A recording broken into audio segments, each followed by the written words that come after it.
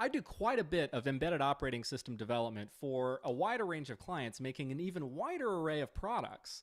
Some clients actually make sensor devices that actually go into fields or go onto equipment. They collect and report information back. Other clients make more exciting products like air hockey tables or pinball machines. And the one common thing between all those products is the need for an embedded operating system that performs one task really, really well and consumes minimal resources. So what we're going to do in this video is we're actually going to design an embedded operating system based on the Linux kernel for the Raspberry Pi.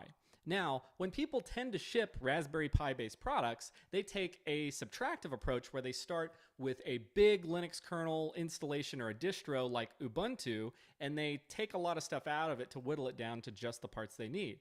In this approach, we're going to do the additive approach, which actually entails compiling a Linux kernel from scratch on a virtual machine, and then actually putting that on the Raspberry Pi, and then adding some boilerplate stuff that you can use in your own projects for the Internet of Things or for some other embedded device, such as booting up and broadcasting a Wi-Fi access point so that you could actually connect it to your own Wi-Fi kind of out of the box. We're going to try to make it as slick as and intuitive as possible so that you could potentially use this in your own products. So here we go.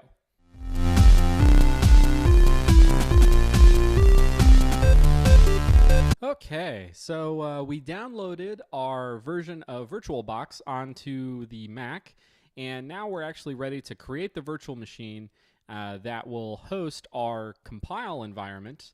So actually, we're going to go ahead and click New inside of VirtualBox, and we're just going to call this Build Roots Embedded or something. You can call it whatever you want. And this is a Linux system, and it's Ubuntu 64-bit. And now we're going to give this about 4 gigs of RAM because, again, the compile time can be quite lengthy and could be pretty resource intensive. We're also going to make this a dynamically allocated hard drive, and we're going to give it roughly 20 gigabytes. That way it doesn't just chew up the entire disk. Okay, so now we've actually created our embedded compile environment, and now we're going to go to settings, and we're going to do a couple of things. We're going to actually give this system multiple cores. So we're actually going to go to the system processor tab. We're going to bump this up to 2 CPUs. I could go to 4 actually. Let's try that. Because what we can do is we can actually run the compile in parallel across all 4 cores, and we can actually speed that up quite a bit.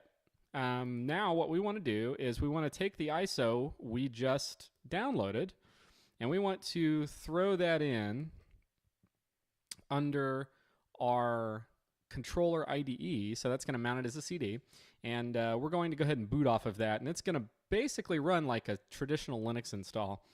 So our system's booting up, and once it gets to the menu, this is pretty much just your regular run-of-the-mill Linux installation. We're actually going to be fairly standard. We're going to go with all the defaults on this because, again, that's pretty much all we need. And really the hard work doesn't actually begin until we install all the packages. So we've got the environment loading up now.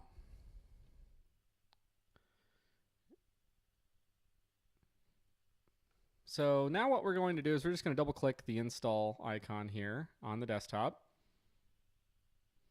And we're just going to follow this step by step. Again, mostly defaults. Sounds good. This is going to be, we're going to do a minimal installation. And as a matter of fact, we're probably not going to download updates either because we don't need that. We're going to be installing a specific set of packages. We're going to erase the disk, install Ubuntu. Sure, there's nothing on it anyway because this is a VirtualBox. And confirm the changes.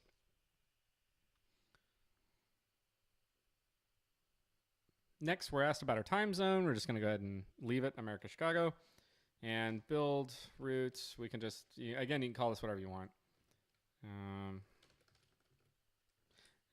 Let's see. And again, let's log in automatically. because we're probably just going to destroy this VirtualBox anyway after we're done.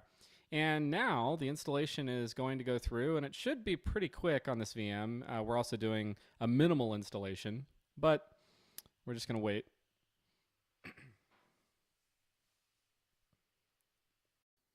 Okay, so we got our system all downloaded and installed and booted up here. So now we're actually going to go into the terminal, and I added that to my desktop, but you can actually go to your System Tools LX terminal from the menu. And now we have to install some packages, some dependencies actually that we need in order to compile our Linux kernel. So we're actually going to sudo apt-get install git libncurses5 dev and build essential. And if we actually just hit that there, everything is going to get installed here, and it might take a couple of minutes, but it should be okay. So I've actually installed these prerequisites already. So now, with that said, we can actually go ahead and build our Linux kernel. So we're going to make a directory and cd into it, and we're going to git clone https github.com/buildroots/buildroots.git. And that's actually going to clone the buildroot scripts, which are basically a set of makefiles and utilities to custom compile a Linux kernel from scratch. And it has a great package management system, and it's managed by a great group. It's a fantastic project, especially if you're wanting to approach some embedded Linux kernel or systems type development. It allows you really to get off the ground quick. So we've got that downloaded, and it's actually in our buildroot directory. So what we will do is first we need to type make Raspberry Pi 3 _def config. And what that's going to do is set up the parameters for Raspberry Pi 3, which is actually the board we're using today. And the reason why we love buildroot is because it has a lot of default configurations for a lot of commonly used PC hardware or single board computers. And the Raspberry Pi 3 is certainly one of those.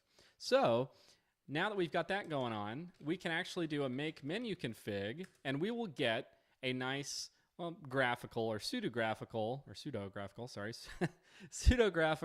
interface here to select our packages. There are a couple of things that we want, and a couple things that we want to change for our system configuration. For example, our system host name, you probably want to set that to whatever the name of your device is. And we're actually going to call this device Alenos. And basically, we can set a system banner, which will actually be displayed when the system boots. It's fantastic.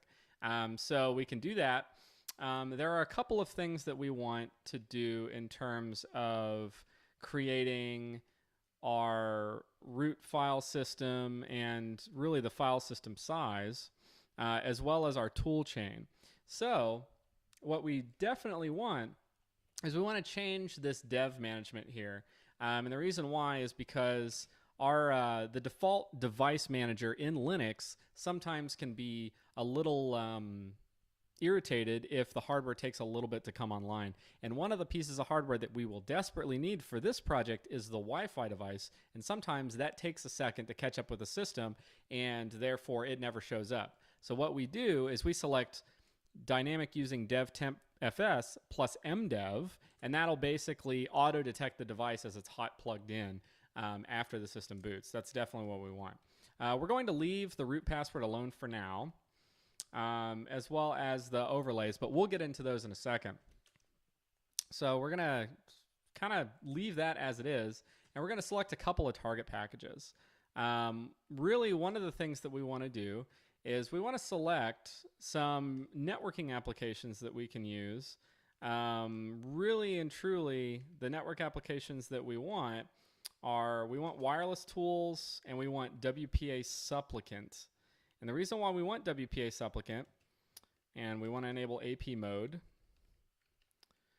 the reason why we want those is because that is the program we're going to use in order to manage our Wi-Fi network.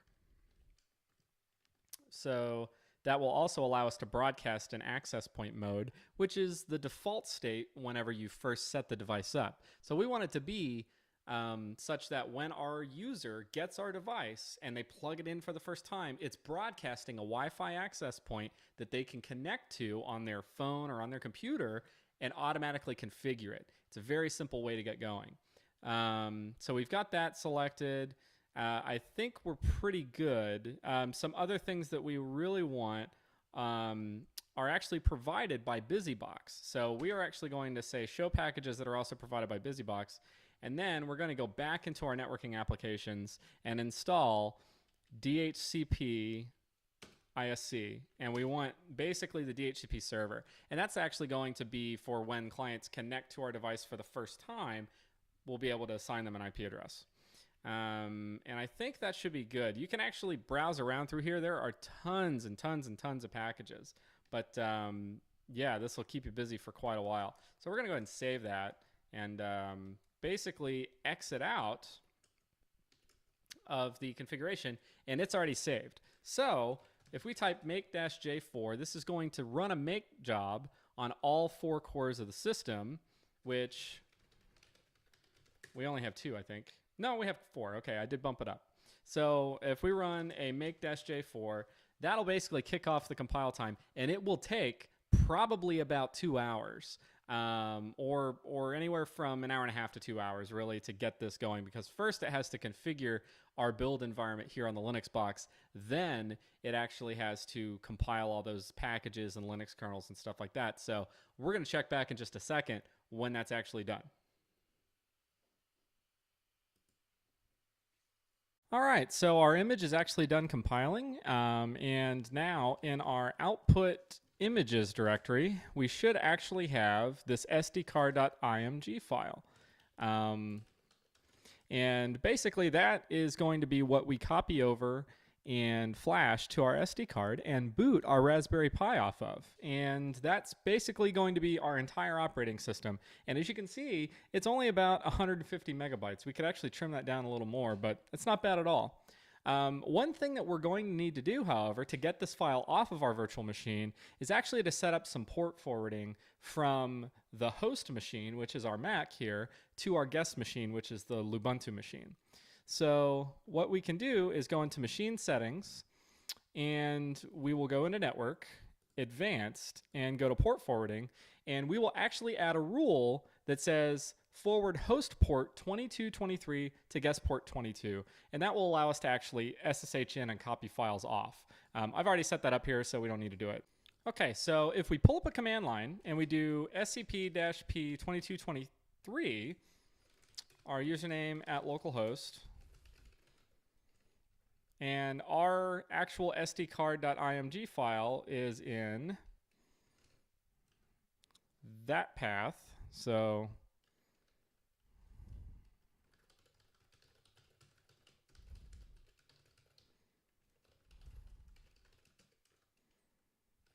all right, enter our password and permission denied.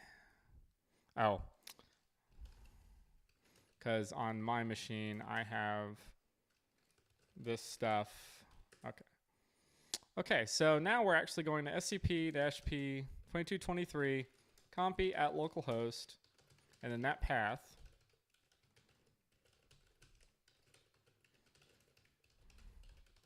To our local file here. And cool, that's going to copy it over.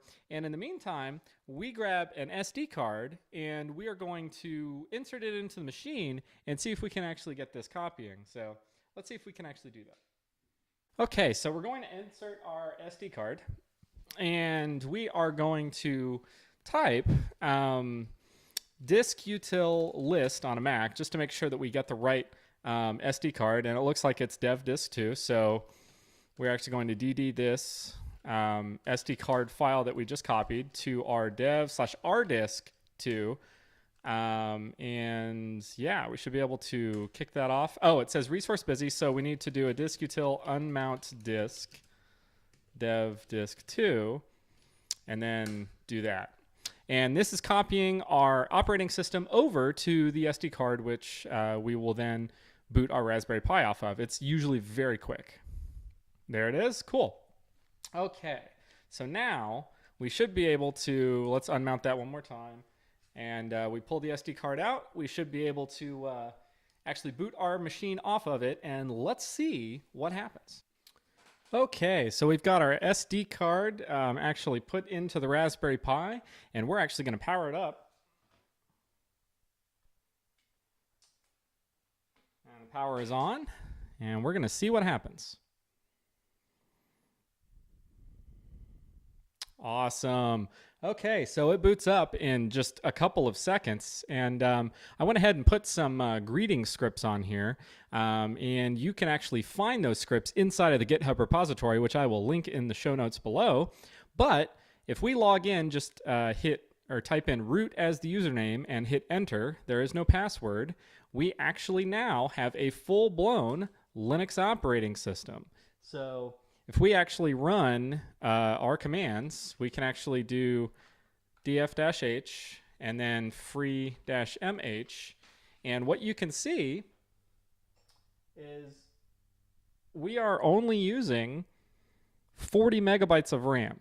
And we are using roughly 64 megabytes of hard drive space. So really not too bad. Turns out that that works extremely well. And again, let's see how fast this thing boots. It's just insane. So powering off, power back on.